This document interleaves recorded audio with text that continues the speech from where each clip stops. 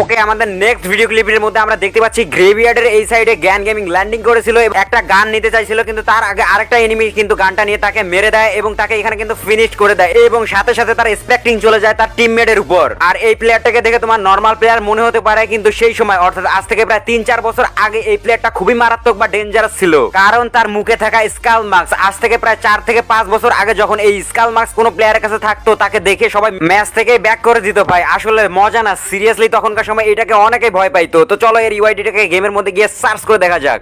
ওকে, তো প্লেয়ারটার গেম আইডিটা আমরা গেমের মধ্যে সার্চ করার সঙ্গে সঙ্গে দেখতে পাচ্ছি এখানে প্লেয়ারটা 30 দিন যাবত অফলাইন। এটা খুবই দুঃখজনক এবং প্লেয়ারটার গেম আইডির নাম কিন্তু আগের মতোই রয়েছে, বাট একটু ডিজাইন চেঞ্জ করে দেওয়া হয়েছে অর্থাৎ জোকার। এবং প্রোফাইলে প্রবেশ করার সঙ্গে সঙ্গে ও মাই গড ভাই, নামের সঙ্গে কিন্তু মিল আছে, জোকার বান্ডেল পরে কিন্তু আছে সে। এবং তার প্রোফাইলে দেখানো আফটার ব্যানারটা কোনটা সেটা আমি চিনতে পারলাম না। আর তার লেভেল হচ্ছে 58 এবং লাইক রয়েছে 2494। যদি তার ব্যাজের দিকে আমরা লক্ষ্য করি তাহলে আমরা দেখতে পারবো ভাই রে ভাই, প্লেয়ারটা কিন্তু সিজন 1, 2, 3, 4, 5 মানে 5টা সিজন অর্থাৎ গোল্ডেন সিজন গুলো কিন্তু সে আপডেট করেছিল এবং সবগুলার মধ্যে কিন্তু ওভারঅল সবগুলার মধ্যেই যথেষ্ট পরিমাণে ব্যাজেস ছিল এবং সবগুলা বান্ডিলই তার কাছে আছে। এবং এখানে দেখে মনে হচ্ছে সে মূলত এক্সট্রা ব্যাজেসও কিছু কিনেছিল।